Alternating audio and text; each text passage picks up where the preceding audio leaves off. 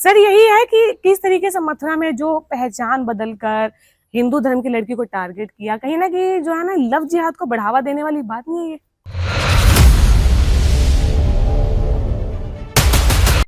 आपने सर सिख समाज का भी यहाँ पे मेंशन किया। पाकिस्तान में कोर टू खान कन्वर्ट करने का एक जो चला हुआ है वहाँ पे, किस बिल्कुल। तरीके से लड़कियों को जो है उनका मौलवीकरण कर दिया जाता है, उनका इस्लामिक नाम रख दिया जाता है, उनकी शादी करवा दी जाती है जबरन पकड़ के। और वहाँ पे सिखों की जो संख्या है किस तरीके से घटती हुई जा रही है इसी लव जिहाद टारगेट में।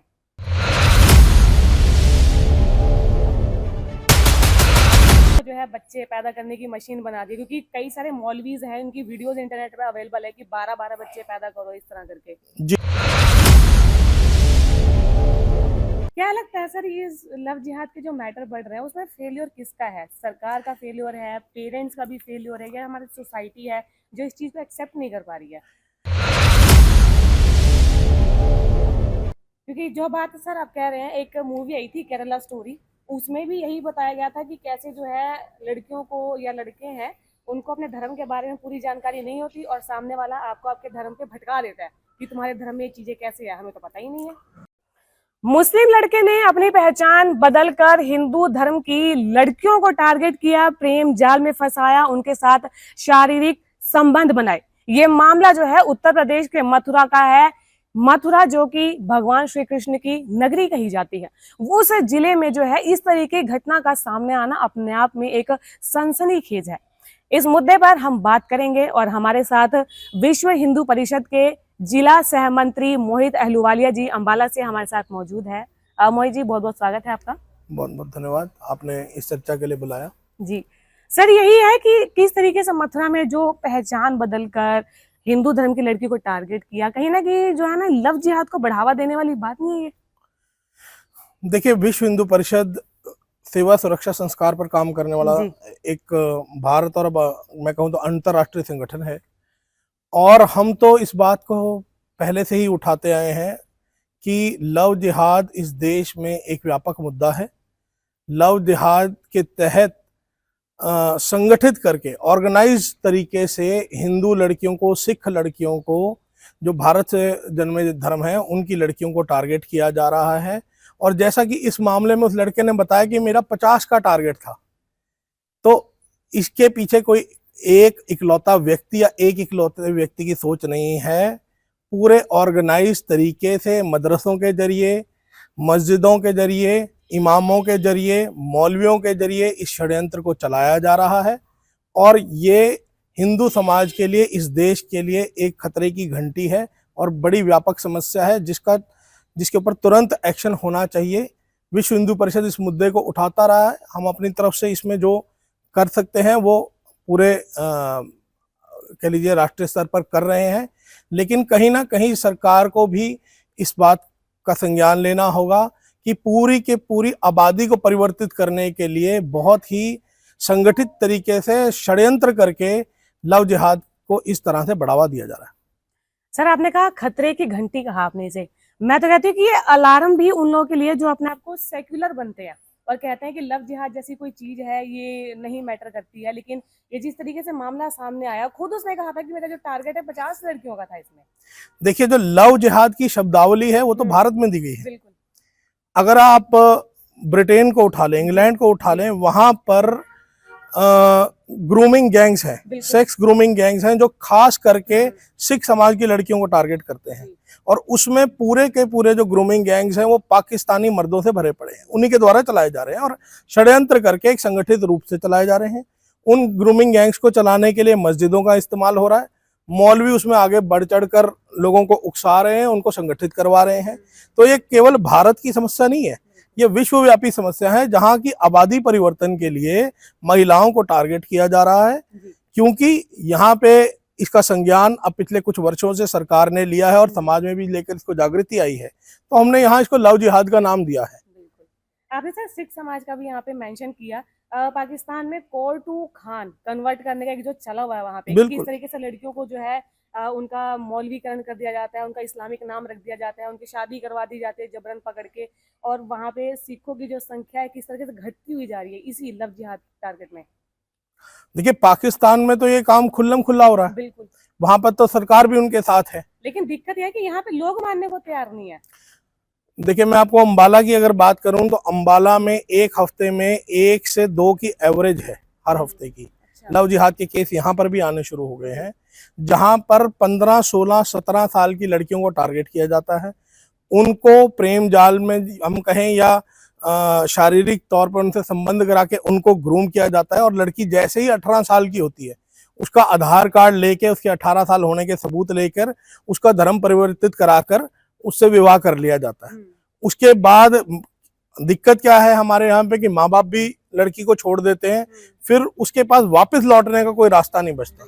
अब उसको वो ले जाके सऊदी अरेबिया में बेचें या कुवैत में बेचें या कतर में बेचें या उसको कहीं और जाकर बेचें, लड़की पूरी तरह से वहां फंस जाती है और उन पे आश्रित हो जाती है। यानी कि ह्यूमन ट्रैफिकिंग में फंसा देते हैं। बिल्कुल, ह्यूमन ट्रैफिकिंग भी इसका एक बहुत बड़ा हिस्सा है। लड़कियों को जो है बच्चे पैदा करने की मशीन बना दी, क्योंकि कई सारे मौलवीज हैं, उनकी वीडियोस इंटरनेट पे अवेलेबल है कि 12-12 बच्चे पैदा करो इस तरह करके। जी बिल्कुल, ये तो है ही है। मतलब दोनों तीनों तरीकों से महिलाओं का, हिंदू लड़कियों का बहुत शोषण हो रहा है। और इस मामले में आप देख ही रहे हैं कि जो आरोपी है वो खुद मान रहा है कि मैं तो 50 का टारगेट लेके चल रहा था, मैं केवल 35 लड़कियों को का जीवन बर्बाद कर पाया। तो ये षड्यंत्र तो अब खुल्लम खुल्ला सामने आ गया है। लेकिन क्या है कि कुछ लोग शुतुरमुर्ग की तरह रेत में गर्दन दिए हुए हैं और अपने आप को सेकुलर कह के इस समस्या को देखना नहीं चाहते, अपनी आंखें बंद करके बैठे हुए हैं कि लव जिहाद कोई चीज नहीं है, कि ये तो बीजेपी है जो उसको हवा दे रही है। ये एक पूरी तरह से संगठित करके, पोषित करके, पैसा फंडिंग करके ऑर्गेनाइज तरीके से चलाया जाने वाला संगठन, मतलब षड्यंत्र है।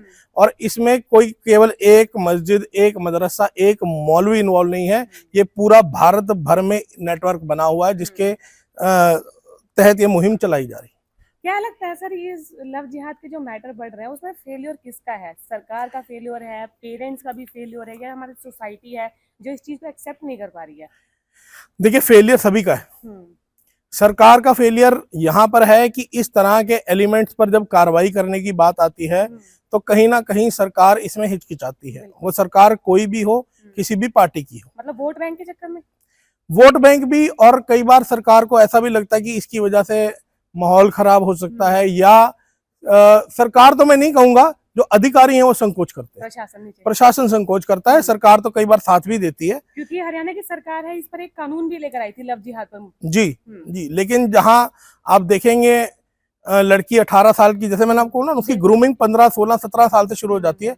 उस स्टेज पर यदि पता लग जाए तो कार्रवाई करना आसान है, लेकिन जैसे ही लड़की 18 साल की होती है तो प्रशासन, हमारे जैसे संगठनों, अगर उसमें हमारे जैसे संगठन जाते भी हैं तो उसका साथ देने के बजाय वो कानून का हवाला देकर और पल्ला झाड़ लेते हैं। कानून का हवाला भी, और मुझे लगता है सर कहीं ना कहीं सोशल मीडिया का भी इसमें एक बड़ा रोल है, जो लड़कियों को इन्फ्लुएंस करते हैं इन सब चीजों में आगे धकेलने के लिए। देखिए, सोशल मीडिया का इन्फ्लुएंस तो है ही है, लेकिन क्या है, हम सब कुछ मोबाइल और सोशल मीडिया पर डालकर अपनी जिम्मेवारी से पल्ला नहीं झाड़ सकते। इसमें माँ बाप का भी रोल है, इसमें जो समाज है उसका भी रोल है, और सोशल मीडिया का रोल तो है ही है। देखिए, अगर हम बात करें धर्म की, हम कहते हैं धर्म परिवर्तन कराते हैं। अगर हम धर्म की बात करें तो धर्म के 4 स्तंभ माना जाता है। सबसे पहला स्तंभ है सत्य, दूसरा स्तंभ है सुचिता, तीसरा स्तंभ है करुणा, और चौथा स्तंभ है तपस। अगर कोई हमसे झूठ बोलकर अपना नाम बदलकर और कहता है कि मेरा नाम अक्षय है, रोहित है, इस तरह के नाम रखकर आता है, तो पहले दिन ही उसने धर्म तो खत्म ही कर दिया। अगर वो असत्य बोलकर किसी लड़की से संबंध बना रहा है या उससे दोस्ती कर रहा है। दूसरा, यदि आप सत्य नहीं बोल रहे और उसके बाद उस लड़की का धर्म परिवर्तन करा के उससे विवाह कर लिया, और हम देखते हैं उसके बाद कितनी ही लड़कियों के साथ, किसी को काट के फ्रीजर में डाल दिया, किसी को सूटकेस में डाल दिया। तो इस तरह के जो मतलब कांड हमने देखे हैं, उसमें करुणा है ही नहीं। तो हमारी खास करके लड़कों को भी हम जब धर्म के बारे में, अपने धर्म के बारे में जरूर बताएं, और धर्म के आधार के बारे में भी बताएं। जब तक इन आधारों को हम अपने बच्चों के साथ उनसे चर्चा नहीं करेंगे, उनमें संस्कार नहीं डालेंगे, तो ऐसा हो गई। अब आजकल आप देख रहे हैं, पहले हमारा जो समाज है, और खास करके मैं कहूँगा हिंदू समाज है, पिछले कई दशकों से केवल पैसे और इसके पीछे भाग रहा है ना। अब आज की डेट में आप देखेंगे बहुत सारे आपको ऐसे केस देखने को मिल रहे हैं जिसमें लड़के ने करोड़पति लड़के से शादी की, फिर उसका कत्ल किया और ड्राइवर के साथ भाग गई, या ड्राइवर के साथ मिलके। अभी ये जो शिलोंग वाला केस हुआ है, मध्य प्रदेश वाला, बिल्कुल, उसमें क्या है कि इतने अमीर लड़के के साथ ट्रांसपोर्ट का उसका बिजनेस था, उससे विवाह भी कर लिया, लेकिन संस्कारों की कमी के कारण अब देखा जाए उन माँ बाप की और उस लड़के की क्या गलती है, उसने कोई जबरदस्ती तो शादी की नहीं थी, उनसे पूछा भी गया था, लड़के कंसेंट भी लिया तो गया था। ये यहीं पे बात है कि यहाँ पे बच्चों के अंदर धर्म और संस्कार की कमी है। हमने उनके अंदर धर्म के स्तंभों को स्थापित ही नहीं किया। हम जब धर्म के स्तंभ भी स्थापित नहीं हुए तो उनके ऊपर जो संस्कारों की इमारत खड़ी होनी चाहिए थी वो खड़ी ही नहीं हो पाई। मतलब आज उस लड़के की भी जान गई, उस लड़की का भी जीवन बर्बाद है, और वो जो उसके साथ थे उनका भी जीवन बर्बाद है। बिल्कुल, ये किसके कारण हुआ? ये संस्कारों की कमी के कारण हुआ। तो कहीं ना कहीं माँ बाप और केवल धन के पीछे भागने वाला समाज, दोनों ही इसके लिए बराबर के दोषी। क्योंकि जो बात सर आप कह रहे हैं, एक मूवी आई थी केरला स्टोरी, उसमें भी यही बताया गया था कि कैसे जो है लड़कियों को या लड़के हैं उनको अपने धर्म के बारे में पूरी जानकारी नहीं होती, और सामने वाला आपको आपके धर्म पे भटका देता है कि तुम्हारे धर्म में ये चीजें कैसे है, हमें तो पता ही नहीं है। देखिए, केरला स्टोरी एक बहुत बड़ी सच्चाई है। 50,000 लड़कियां आज केरला की अदालतें और सुप्रीम कोर्ट ने इस बात को माना है कि इस तरह के 50,000 किस्से हैं केरला में, जहां पर की लड़कियों को एक संगठित तरीके से षड्यंत्र करके, बहलाकर, फुसलाकर उनका धर्म परिवर्तन कराया गया। और वहां पे केवल पीड़ित हिंदू लड़कियां नहीं है, ईसाई लड़कियों के साथ भी इसी तरह की क्रूरता की गई है। तो केरला स्टोरी एक सच्चाई है। और केरला, अब हम बात करते हैं शिक्षा की, केरला कहने को सबसे शिक्षित राज्य है, 100% लिटरेसी रेट बताया जाता है। लेकिन बात वहीं पे आ गई कि धर्म के जो 4 स्तंभ मैंने आपको बताया, उनमें वहां पर समाज, माँ बाप, इस चीज और सरकार भी इस चीज को स्थापित करने में उनका फेलियर है। लव जिहाद को लेकर सर लोग इसलिए भी जल्दी एक्सेप्ट नहीं कर पा रहे हैं इसे, क्योंकि कहते हैं कि मुस्लिम लड़का अगर हिंदू लड़की से कर रहा है तो वो गलत है, लेकिन अगर हिंदू लड़का किसी मुस्लिम लड़की से शादी करा तो क्या वो रिवर्स लव जिहाद नहीं है? देखिए, लव जिहाद को पहले हमें समझना पड़ेगा। यदि मुस्लिम लड़का अपनी पहचान बताकर लड़की के माँ बाप से आज्ञा लेकर और दोनों की मर्जी से विवाह हो रहा है और उसके पीछे षड्यंत्र किसी प्रकार का नहीं है, अगर वो किसी के कहने पर और इस मंशा से लड़की से विवाह कर रहा है कि मुझे इसको जो है मुसलमान बनाना है, तो वो अपने आप लव जिहाद हो गया। अगर कोई हिंदू लड़का किसी मुसलमान लड़की से विवाह करता है, उसमें मेरा बड़ा सीधा सा तर्क है कि भारतीय मूल के जितने भी मुसलमान हैं उनका डीएनए और वो हिंदू है। रूबिका लियाकत रिपोर्टर हैं, वो खुद इस चीज को एक्सेप्ट करती हैं कि मेरी उस केस में जब हम इसी देखिए, हमारे यहाँ पर हमारे जो बड़े अधिकारी हैं उन्होंने भी ये कहा है कि भारत में रहने वाले सभी लोग हिंदू हैं। ये कोई अरब से, उज्बेकिस्तान से, समरकंद से आए हुए लोग नहीं है, हमारा डीएनए एक है। यदि कोई मुसलमान लड़की हिंदू लड़की से शादी करती है तो वो तो घर वापसी कर रही है। या तो भारत के मुसलमान इस बात को एस्टेब्लिश करें कि उनके पूर्वज हिंदू नहीं थे, वो सऊदी अरेबिया से आए थे, वो समरकंद से आए थे, वो उज्बेकिस्तान से आए थे। जब हमारा डीएनए एक है और हम इस बात को मानते हैं तो वो तो घर वापसी कर रही है, वो अपने घर में वापस आ रहे हैं। सऊदी अरेबिया का जिक्र किया सर आपने एक वीडियो में, जिसमें बताया गया था कि सऊदी अरेबिया वाला जो है वो इंडिया के मुस्लिम को मुस्लिम मानता ही नहीं, असली मुस्लिम। वो तो ये कहते हैं कि सऊदी अरेबिया वाले मुस्लिम है, ये तो नकली है। देखिए, अगर आप किसी भी वहाँ के जो राजघराने के लोग हैं उनसे बात करेंगे तो वो इस बात को एस्टेब्लिश करते हैं that we are Arab from 2000 years, 3000 years and Muslim from 1500 years। वो पहले अरब हैं, बाद में मुसलमान हैं, तो इसलिए वो अपने आप को प्योर मानते हैं और कहीं के भी मुसलमान को सेकंड या थर्ड कैटेगरी का मुसलमान मानते हैं। तो ये बात तो वो मतलब सहर्ष कबूलते हैं। ये तो हिंदुस्तान के मुसलमान में बीमारी है कि वो खुद को सऊदी अरेबिया का मुसलमान बना चाहता है, उन्हीं के जैसे कपड़े पहनता है नहीं और उन्हीं के जैसा दिखना चाहता है। उन्हीं की तरह मुंह छटा के दाढ़ी रख के बिल्कुल टोपी बिल्कुल और बिल्कुल वो उनका पहनावा, वो गमछा सिर पे पहन के अपना। बिल्कुल। तो अरब के मुसलमान इस बात को बड़े पक्के तौर पर कहते हैं कि वो अरब पहले हैं, मुसलमान बाद में। जबकि अरब कंट्री जो है वो मुस्लिम कंट्री है, और वहां पर देखिए कि हिंदू मंदिर बनाने की परमिशन दे दी गई थी, जी जी। और हमारे इंडिया में ही मंदिर बनने में इतना लंबा संघर्ष करना पड़ गया था सर। देखिए, इसमें हमारे यहाँ पर आज़ादी के बाद जो सरकारें आई उनकी ये कमजोरी है कि इस देश में जिस प्रकार से सोमनाथ मंदिर का निर्माण हुआ और सरदार वल्लभ भाई पटेल ने उसका इनिशिएटिव लिया, उसमें काम किया, उसी प्रकार से राम मंदिर का काम हो जाना चाहिए था।